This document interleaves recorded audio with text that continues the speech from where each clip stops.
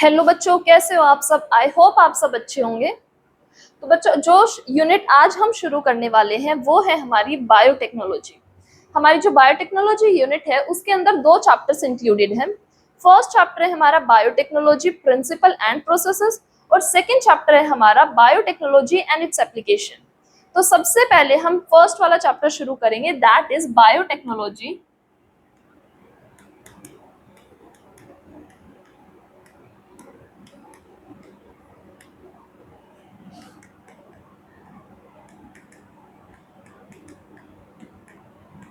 Principles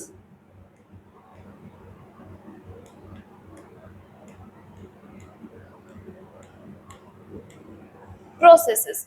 पर उससे पहले हम देख लेते हैं कि हमारी जो बायोटेक यूनिट है वो कितनी वेटेज रखती है हमारे नीट के एग्जाम में। बेटा, जो हमारी बायोटेक यूनिट है वो वेटेज रखती है 6 to 7 क्वेश्चंस का। और जो फर्स्ट चैप्टर हम शुरू कर रहे हैं बायोटेक्नोलॉजी प्रिंसिपल एंड प्रोसेसेस, ये वाला चैप्टर हमारे 3 to 4 क्वेश्चंस की वेटेज रखता है, यानी कि 12 मार्क्स हमारे नीट के एग्जाम में ये कंसिस्ट करता है। अब देखो, बायोटेक्नोलॉजी है क्या। बायोटेक्नोलॉजी बायोलॉजी की वो ब्रांच है जिसके अंदर हम लिविंग बींग्स के जेनेटिक मटेरियल को मैनिपुलेट करते हैं ताकि अपना डिजायर्ड प्रोडक्ट ऑब्टेन कर सके। अब जेनेटिक मटेरियल क्या होता है? जेनेटिक मटेरियल वो होता है जो एक जनरेशन से दूसरे जनरेशन में ट्रांसफर होता है। यानी हमारे जो कैरेक्टर्स एक जनरेशन से दूसरी जनरेशन में ट्रांसफर हो रहे हैं वो किसकी वजह से होते हैं? वो जेनेटिक मटेरियल की वजह से ट्रांसफर होते हैं। देखो, ये हमारी ह्यूमन बॉडी है, ये किससे मिलके बनी हुई है? सेल से मिलके बनी हुई है, यानी मिलियंस ऑफ सेल्स प्रेजेंट है हमारी ह्यूमन बॉडी में।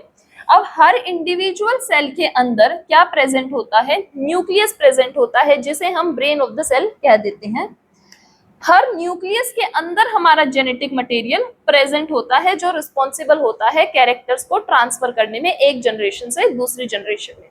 इस जेनेटिक मटेरियल को हम क्या कह देते हैं? डीएनए। यानी कि बायोटेक्नोलॉजी में हम इसी जेनेटिक मटेरियल को मैनिपुलेट करेंगे या चेंजेस करेंगे कुछ, ताकि कुछ एक हमारा डिजायर्ड प्रोडक्ट है वो हमें ऑब्टेन करना है। अब हम इसमें पढ़ेंगे कि जो हमारा सेंट्रल डॉगमा ऑफ बायोलॉजी है वो ये कहता है कि डीएनए हमेशा क्या बनाएगा? आरएनए बनाएगा। और आरएनए हमारे क्या बनाते हैं? प्रोटीन बनाते हैं। यानी डीएनए से क्या बना? आरएनए, और आरएनए से हमारे बने प्रोटीन। इसका मतलब क्या है कि डीएनए की एक सेगमेंट है जो प्रोटीन बना लेगी, यानी कि वो पोर्शन डीएनए का क्या हो गया? एक्सप्रेस हो गया। सपोज करो ये हमारा डीएनए है, इस डीएनए के अंदर पूरा डीएनए प्रोटीन नहीं बनाएगा। डीएनए की कुछ सेगमेंट्स होती हैं, वो पर्टिकुलर सेगमेंट ही आरएनए बनाएंगे और वही प्रोटीन्स बनाएंगे। यानी डीएनए का ये वाला पोर्शन,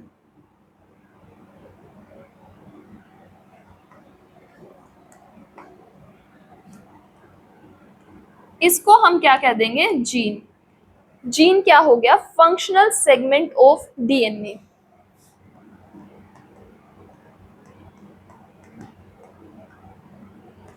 फंक्शनल सेगमेंट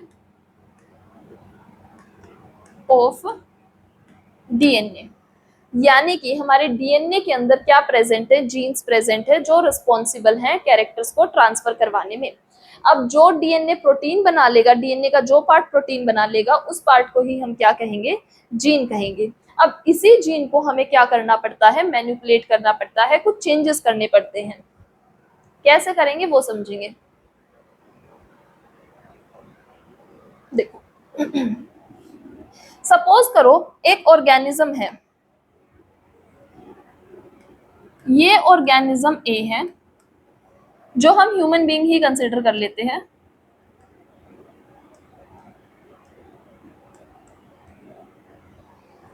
अब इस ऑर्गेनिज्म ए का एक ऐसा जीन है जो हमारे इंटरेस्ट का जीन है, क्योंकि वो एक स्पेसिफिक प्रोटीन बना रहा है जिसकी हमें क्या करनी है?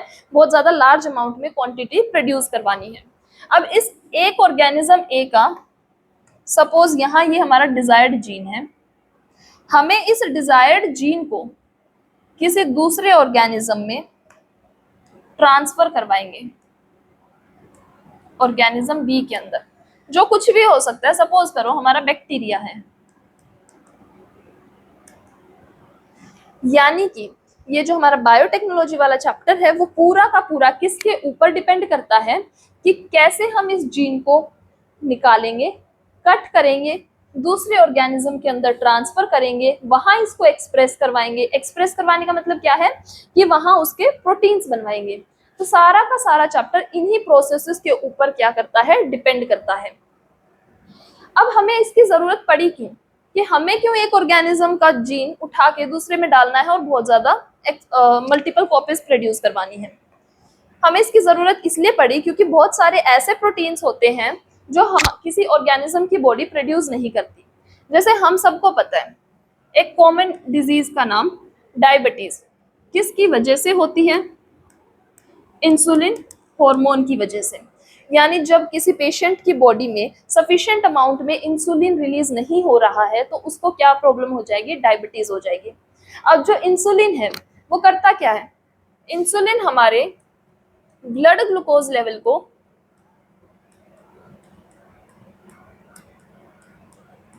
मेंटेन करता है।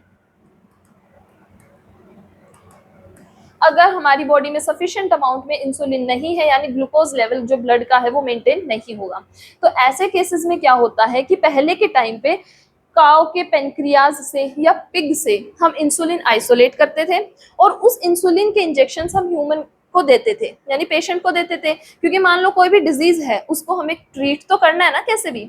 तो उसके दो रीजंस हो गए। पहला रीजन तो ये हो गया कि हम हर टाइम किसी भी एनिमल को कट नहीं कर सकते, जो कि एथिकली करेक्ट नहीं है।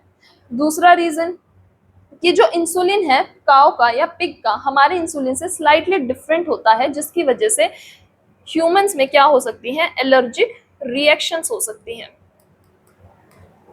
तो फिर साइंटिस्ट ने ऐसे मेथड ढूंढने की कोशिश की जिससे कि हम एक ऑर्गेनिज्म, ह्यूमन बीइंग ही है, हमारा वो एक जीन निकाल ले, वो जीन जो क्या बनाता है, हमारा इंसुलिन बनाता है, उसको निकाल ले और दूसरे ऑर्गेनिज्म किसी बैक्टीरिया में उसके अंदर डाल दें। क्योंकि बैक्टीरिया क्या होते हैं, माइक्रोस्कोपिक होते हैं, बहुत स्मॉल इन साइज होते हैं, जिनसे हमें ज्यादा फर्क नहीं पड़ेगा और हमारा डिजायर्ड प्रोडक्ट वो हमें दे भी सकते हैं बहुत ज्यादा लार्ज अमाउंट में। तो साइंटिस्ट ने क्या किया, हमारा जीन ऑफ इंटरेस्ट, जो जीन हमें चाहिए होता है ना, जो हमारा डिजायर्ड जीन है, उस जीन को हम क्या देते हैं, जीन ऑफ इंटरेस्ट। यानी जीन ऑफ इंटरेस्ट किसे कह देंगे,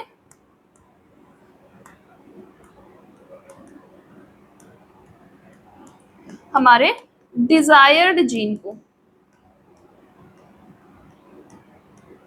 वो जीन जो हमें दूसरे ऑर्गेनिज्म में ट्रांसफर करवाना है। अब देखो ये डायरेक्ट ट्रांसफर भी हो सकता है कि मैंने इसका निकाला और इसमें डाल दिया, बट ये इतना इजी प्रोसेस नहीं है, ये बहुत कॉम्प्लिकेटेड प्रोसेसेस होते हैं।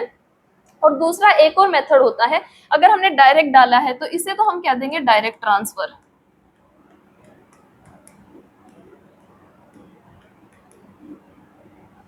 लेकिन अगर हम इसे डायरेक्ट नहीं डाल रहे, अब आसानी क्या होगी कि हम इसे किसी एक गाड़ी में बिठाएंगे, उस गाड़ी में बैठा के इसके अंदर डालेंगे, तो उसको हम क्या कह देंगे, इनडायरेक्ट ट्रांसफर।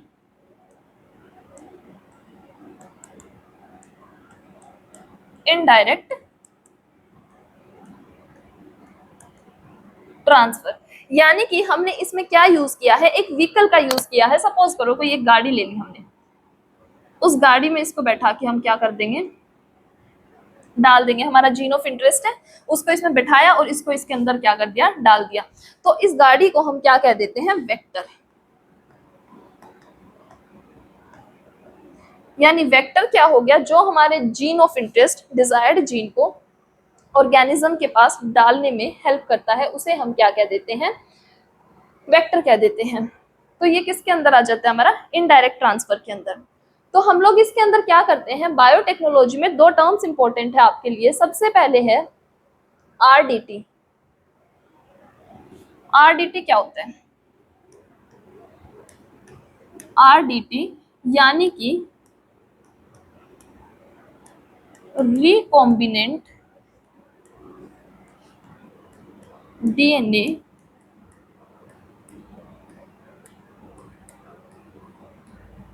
टेक्नोलॉजी, दूसरी टर्म है हमारी जेनेटिक इंजीनियरिंग।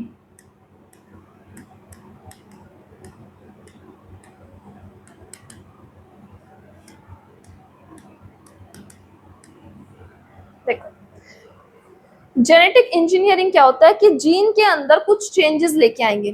कैसे लेके आएंगे वो हम बाद में समझेंगे, बस ये है कि जीन के अंदर चेंजेस ले आएंगे तो क्या हो गया, genetic engineering. Recombinant DNA technology वही है कि हम दो डीएनए को क्या कराएंगे, रिकंबाइन कराएंगे। वो अपने आप तो रिकंबाइन होंगे नहीं, कैसे, हम कोई टेक्नोलॉजी का यूज करेंगे। कौन सी टेक्नोलॉजी यूज करेंगे, बायोटेक्नोलॉजी, जिससे हम अपना डिजायर्ड प्रोडक्ट क्या कर सके, ऑब्टेन कर सके। तो इसके लिए क्या होता है, देखो ये क्या है, जेनेटिक इंजीनियरिंग में क्या होगा, जीन्स में चेंजेस। इसके लिए हम क्या करेंगे, सपोज ये क्या है, हमारा ह्यूमन डीएनए है। इस ह्यूमन डीएनए के अंदर पूरा का पूरा डीएनए तो जीन्स में काउंट नहीं होगा। वो पोर्शन जो प्रोटीन बना लेगा सिर्फ उसे हम क्या कहेंगे, जीन कहेंगे। यानी सपोज करो सिर्फ ये वाला पोर्शन है जो हमारा जीन ऑफ इंटरेस्ट है, क्योंकि ये वो प्रोटीन बना रहे हैं। कौन से प्रोटीन की बात करें, अभी के लिए हम कंसिडर कर लेते हैं इंसुलिन। यानी ये पोर्शन है, ये सेगमेंट ऑफ डीएनए है जो हमारी क्या बनाती है, इंसुलिन बनाती है, क्योंकि मुझे इंसुलिन ही प्रोड्यूस करवाना है। तो इसको हम क्या कह देंगे, जीन ऑफ इंटरेस्ट। अब हमें क्या पता चल गया, हमारा जीन ऑफ इंटरेस्ट पता चल गया कि जो मुझे यहाँ से आइसोलेट करना है। अब मुझे क्या चाहिएगा, होस्ट ऑर्गेनिज्म, क्योंकि इसको आइसोलेट करके किसी ऑर्गेनिज्म के अंदर मैं डालूंगी, वहां इसको मैं प्रोड्यूस करवाऊंगी। तो वो जो होस्ट ऑर्गेनिज्म होगा वो हम क्या लेंगे, बैक्टीरिया। बैक्टीरिया क्या लेंगे हम, ई कोलाई। हमारी बायोटेक्नोलॉजी में मोस्ट यूज्ड बैक्टीरिया होता है ई कोलाई। अब इस ई कोलाई का अपना खुद का क्या होता है, क्रोमोसोमल डीएनए होगा।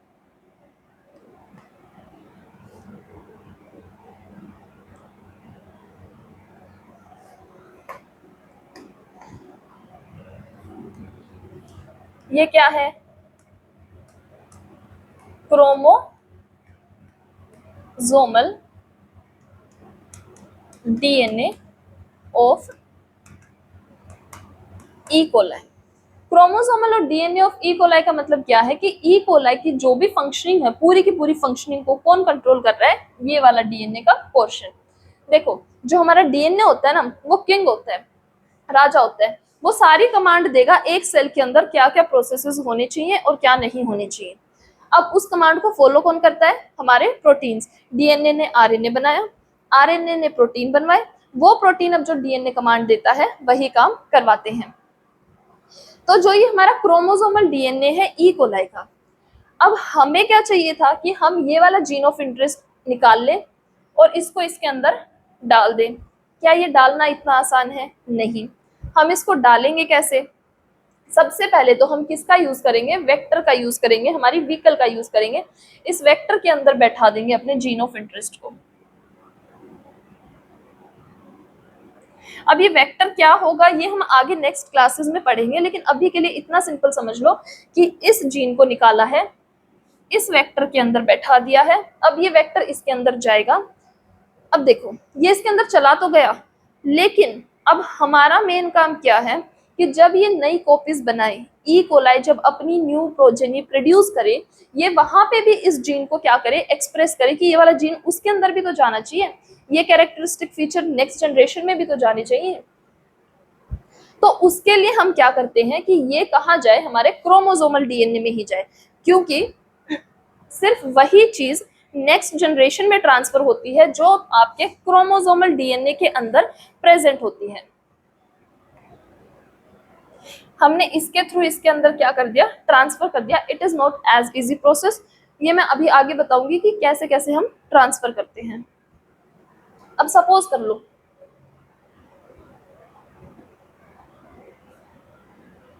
हमने क्या किया,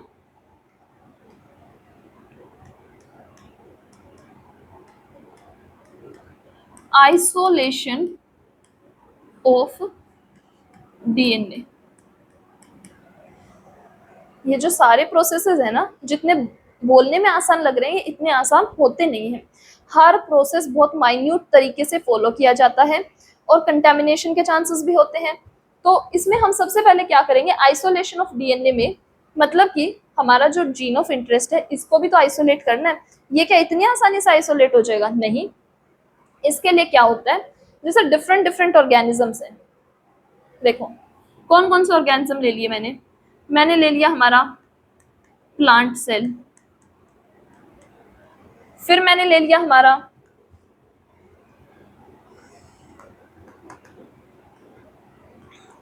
एनिमल सेल, मैंने ले लिया हमारा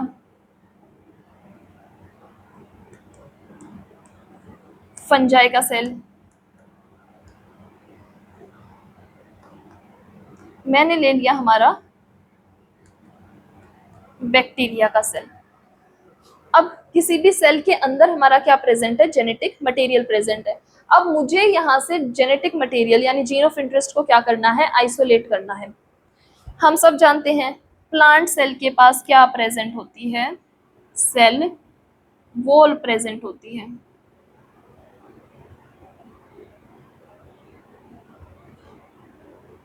अब इतनी आसानी से तो हम इस सेल वॉल को ब्रेक नहीं कर सकते। कर सकते हैं? नहीं कर सकते। हम बायोलॉजिकल क्लासिफिकेशन में पढ़ चुके हैं, 11th क्लास का आपका जो टॉपिक है उसमें हम ये पढ़ चुके हैं कि प्लांट की सेल वॉल किससे बनी होती है, सेलुलोज से। यानी सबसे पहले मुझे प्लांट सेल की सेल वॉल को क्या करना होगा, डिग्रेड करना होगा। यानी मैं इसके अंदर क्या डाल दूंगी, कौन सा एंजाइम डाल दूंगी, सेलुलेज। अब इसके अंदर सेलुलेज एंजाइम डल गया, यानी ये वॉल क्या हो गई, डिग्रेड हो गई। नेक्स्ट पढ़ेंगे एनिमल सेल। एनिमल सेल के अंदर तो सेल वॉल प्रेजेंट ही नहीं होती, सेल मेम्ब्रेन प्रेजेंट होती है। फंजाई की सेल वॉल किससे बनी होती है, फंजाई की सेल वॉल बनी होती है काइटिन से। यानी इसके अंदर मैं क्या डाल दूंगी, काइटिनेज। बैक्टीरिया की सेल वॉल किससे बनी होती है,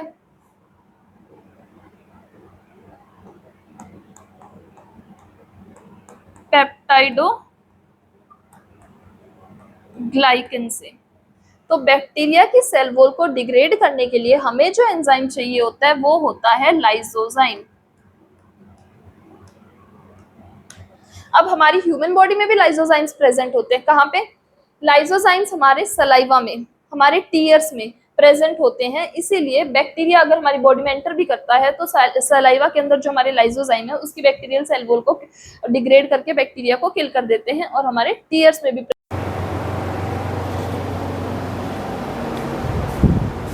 चलो बच्चों, हम लोग कर चुके थे कि बैक्टीरिया की सेल वॉल किससे बनी होती है, पेप्टाइडोग्लाइकन से, जिसकी ब्रेकडाउन में कौन हेल्प करेगा, हमारा लाइसोजाइम।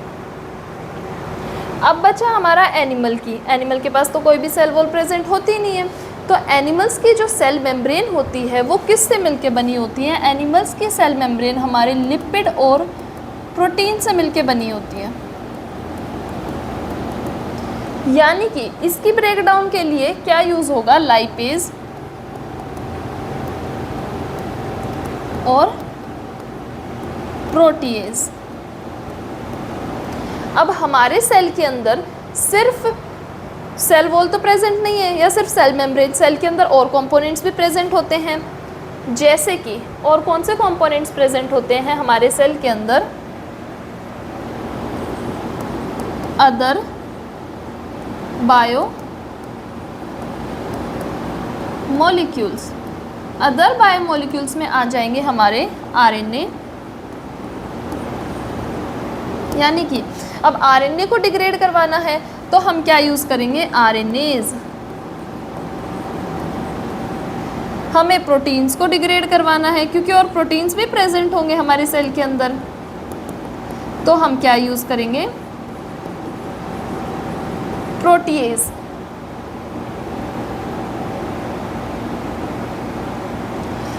अब देखो हमारे सेल के अंदर जितना भी कुछ था सब कुछ क्या हो चुका है, डिग्रेड हो गया।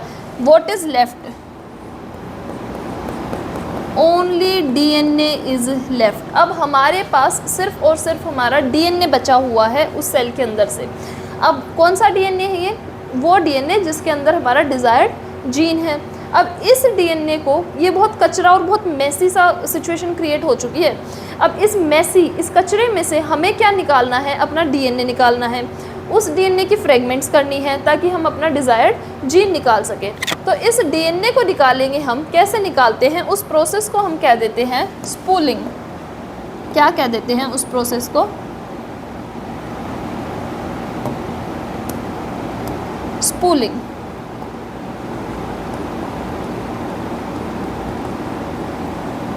स्पूलिंग क्या होता है? जो हमारा डीएनए का कचरा बन गया है, जैसे हमने आरएनएज डाल दिया, प्रोटीएज डाल दिया, या अगर हमारा बैक्टीरियल सेल है तो लाइसोजाइम डाल दिया, जिससे क्या है सब कुछ डिग्रेड हो गया, ओनली डीएनए इज लेफ्ट। तो स्पूलिंग में हम क्या करते हैं? उस डीएनए के सब्सटेंस को हम किसके अंदर डाल देंगे? चिल्ड इथेनॉल के अंदर। एकदम ठंडी ठंडी इथेनॉल डाल देंगे। क्या डाल देंगे? Chilled ethanol. अब जैसे ही हमने इस पूरे हमारे सॉल्यूशन के अंदर क्या डाल दिया? चिल्ड इथेनॉल डाल दी, तो जो हमारा डीएनए था ना, हमारा डीएनए ऊपर ऊपर तैरने लगता है।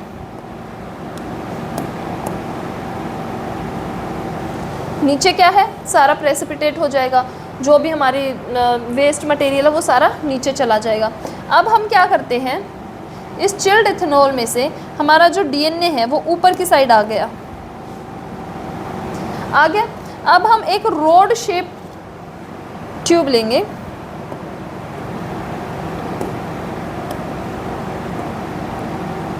ऐसे करके होती है।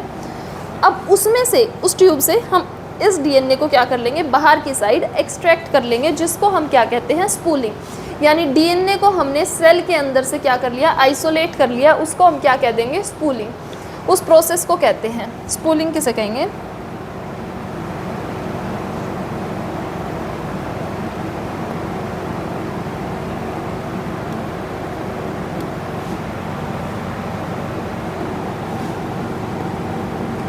Removal of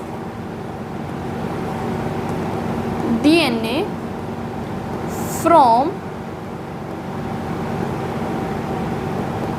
chilled ethanol. यानी ये इस प्रोसेस को हमने क्या कह दिया? स्पूलिंग कह दिया। कौन सा वाला डीएनए आइसोलेट किया है? जो हमने शुरू में, ये देखो, हमारा जो डिज़ायर्ड जीन डीएनए था, यानी ह्यूमन का जो डीएनए था वो। अब इसमें से भी हमें कौन सा निकालना है? जो हमारा इंसुलिन बना रहा है। कौन सा वाला पोर्शन बना रहा है? सिर्फ ये पोर्शन बना रहा है हमारा इंसुलिन। सिर्फ ये वाला पोर्शन हमारा इंसुलिन बना रहा है। यानी कि अब मैं क्या करूँगी? जो डीएनए निकला है, आइसोलेशन ऑफ डीएनए के बाद नेक्स्ट स्टेप आता है हमारे पास cutting of DNA. Isolation of DNA था,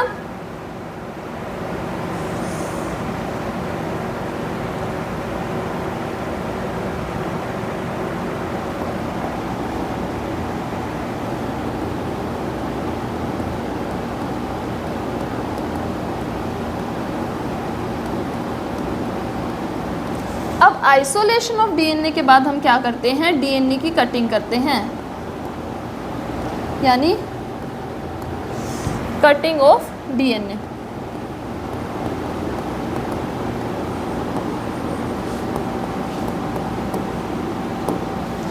अब हमें कुछ भी चीज़ कट करनी है, उसके लिए हम क्या यूज़ करेंगे? रियल लाइफ में हम क्या यूज़ करते हैं? सीजर्स यूज़ करते हैं। वैसे ही बायोलॉजी में हम क्या यूज़ करते हैं? मोलिकुलर सीजर्स, जो हम डिटेल में कल डिस्कस करेंगे कि मोलिकुलर सीजर्स क्या होती है।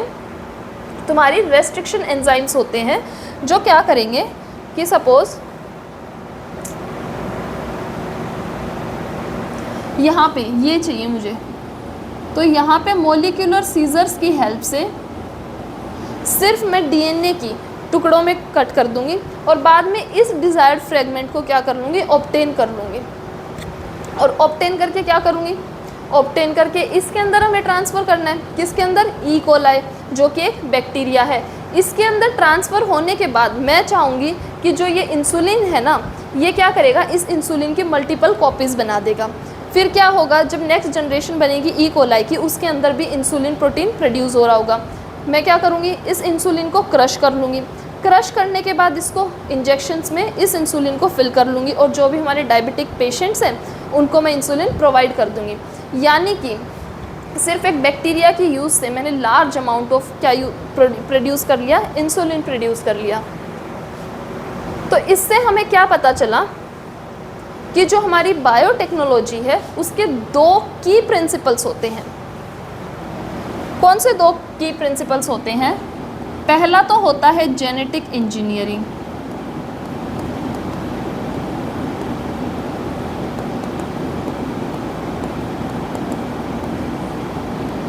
दूसरा क्या होगा हमारा, बायो प्रोसेसिंग।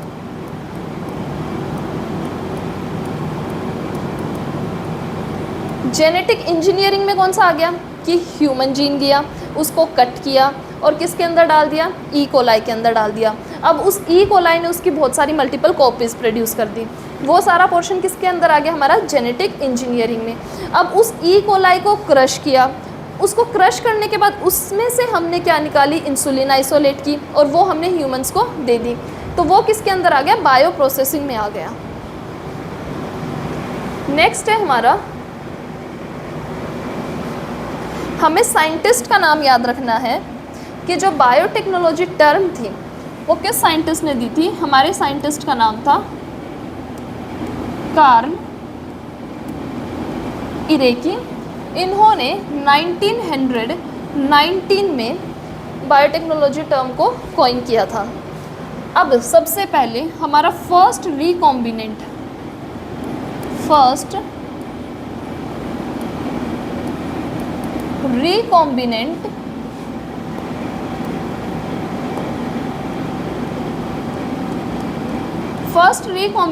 डीएनए किसने बनाया था, हमारे साइंटिस्ट थे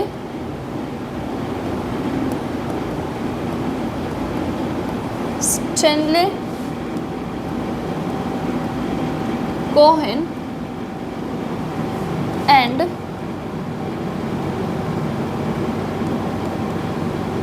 हर्बर्ट बोयर। इन्होंने क्या किया था, इन्होंने हमारा फर्स्ट रिकॉम्बिनेंट डीएनए बनाया था।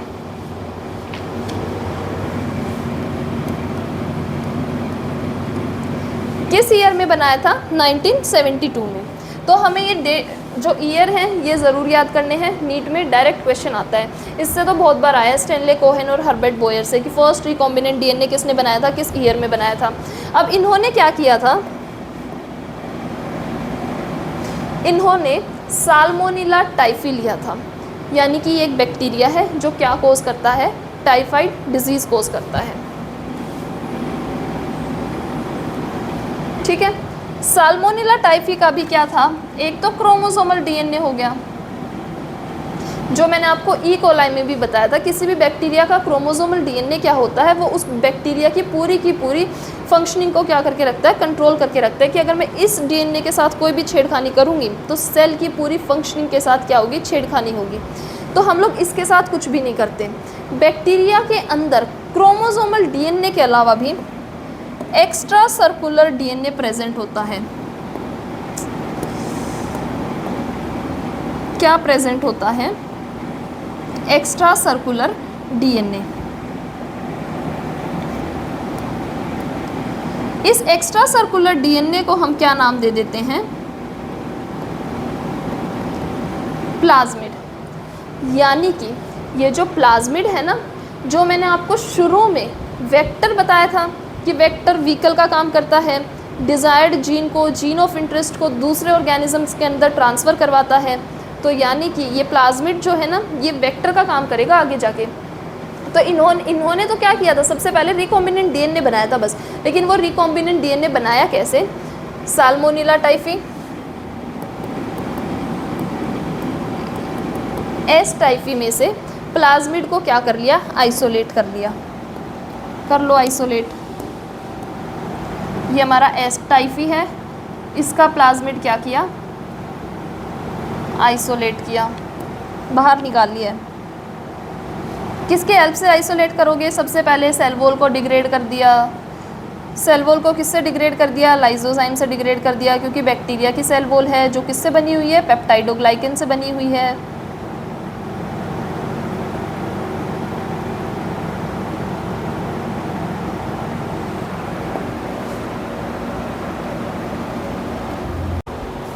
हमने अपना प्लाज्मिड आइसोलेट कर लिया, ठीक है। कैसे आइसोलेट किया? उसकी सेल वॉल को ब्रेक डाउन करके वहाँ से प्लाज्मिड निकाल लिया। ये प्लाज्मिड जो होता है, अगर हमारे क्रोमोसोमल डीएनए के ऊपर तो कोई भी छेड़खानी कर दी हमने तो पूरे के पूरे बैक्टीरिया के ऊपर अफेक्ट हो जाएगा। बट प्लाज्मिड क्या है? एक्स्ट्रा क्रोमोसोमल डीएनए है, एक्स्ट्रा क्रोमोसोमल सर्कुलर डीएनए की। इसके अंदर वो प्रॉपर्टीज़ हैं सारी डीएनए की। लेकिन अगर इसको हम आइसोलेट कर लेते हैं तो ये सेल के ऊपर यानी उस ऑर्गेनिज्म के ऊपर कोई फ़र्क नहीं डालेगा। तो ये प्लाज्मिड हमारा एज अ क्या यूज़ होगा? अब इसके अंदर, अब हम इसके अंदर डालेंगे, ये हमारा क्या है? प्लाज्मिड।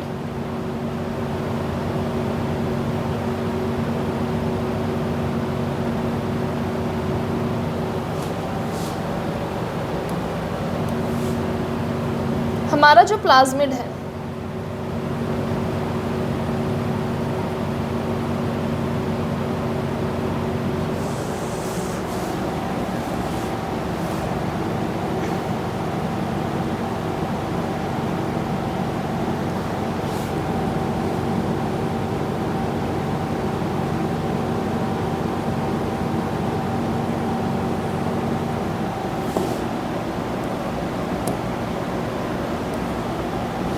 ठीक है, हमने इस प्लाज्मिड को क्या कर लिया? आइसोलेट कर लिया। अब जो ये प्लाज्मिड है इसके अंदर हम डाल देंगे एंटी बैक्टीरियल रेजिस्टेंस जीन। क्या इंसर्ट कर देंगे? एंटी बैक्टीरियल रेजिस्टेंस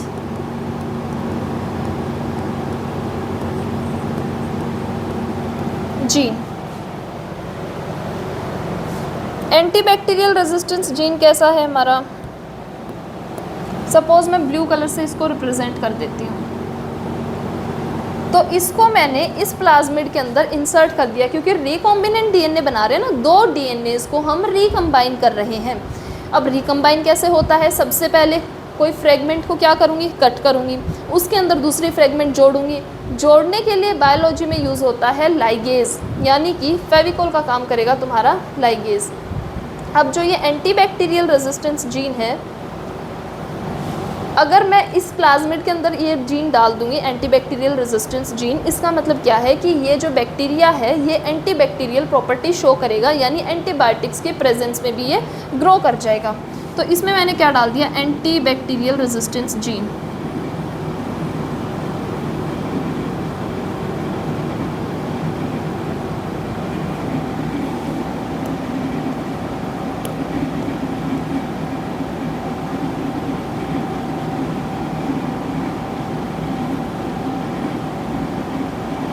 यानी कि ये हमारा फर्स्ट क्या क्रिएट हो गया? फर्स्ट रिकॉम्बिनेंट डीएनए क्रिएट हो गया जिसके पास एंटीबैक्टीरियल प्रॉपर्टीज़ प्रेजेंट हैं।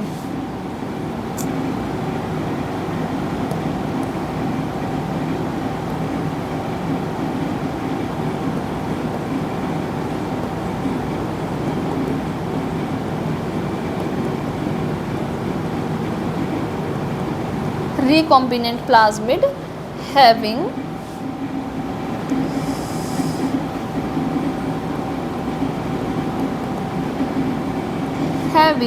antibacterial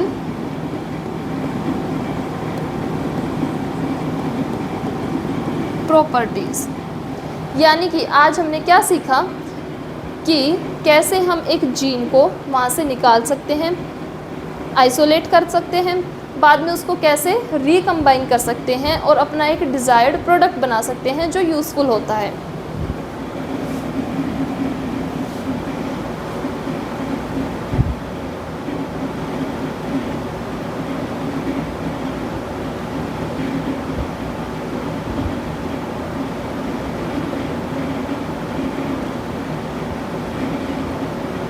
चलो बच्चों, जल्दी से पूरी क्लास एक बार जल्दी से रिवाइज कर लेते हैं।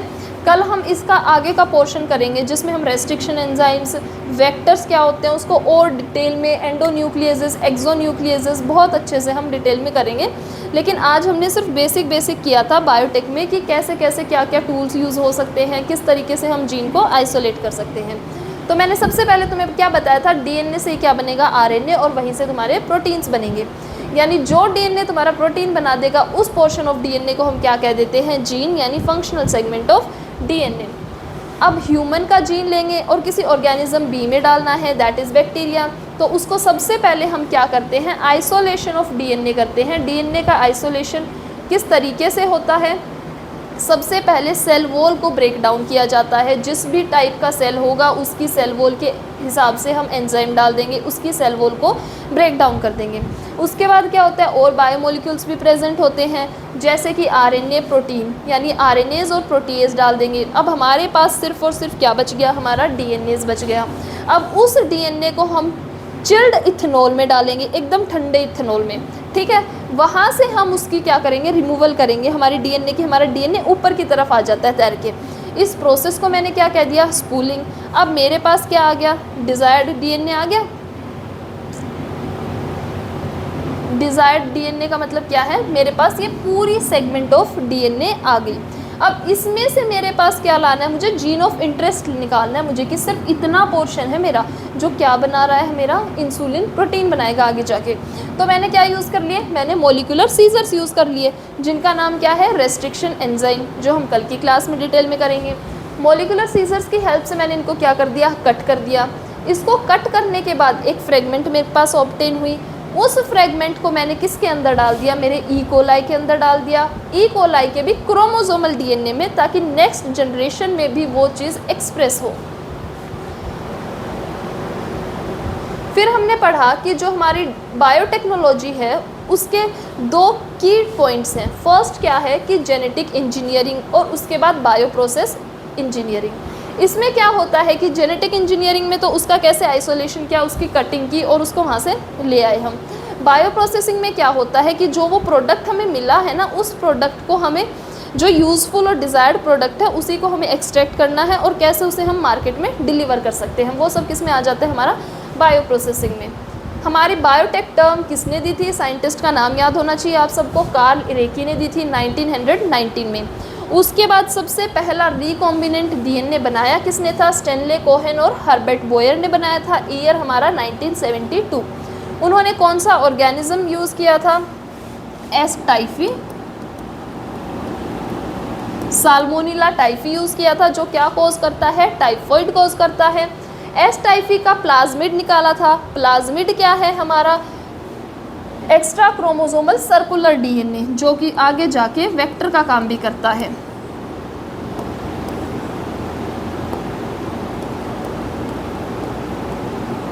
इस प्लाज्मिड को हम आइसोलेट किया। प्लाज्मिड के अंदर एंटीबैक्टीरियल रेजिस्टेंस जीन डाल दिया, जिसकी वजह से क्या हुआ कि जो तुम्हारा नया रिकम्बाइंड प्लाज्मिड हुआ उसके पास भी कौन सी प्रॉपर्टी आ गई, एंटीबैक्टीरियल रेजिस्टेंस जीन वाली प्रॉपर्टी आ गई। यानी कि अब अगर इस प्लाज्मिड को, इस बैक्टीरिया को मैं कहीं पे एंटीबायोटिक्स की प्रेजेंस में भी ग्रो करूँगी तो ये क्या करेंगे, ये ग्रो हो जाएंगे। ठीक है, तो आज की क्लास में इतना ही। कल हम लोग करेंगे रेस्ट्रिक्शन एंजाइम्स और एनसीईआरटी की रीडिंग भी ले लेंगे साथ के साथ, और इसी के जितना पोर्शन अभी तक हुआ है उसके क्वेश्चंस प्रैक्टिस करेंगे।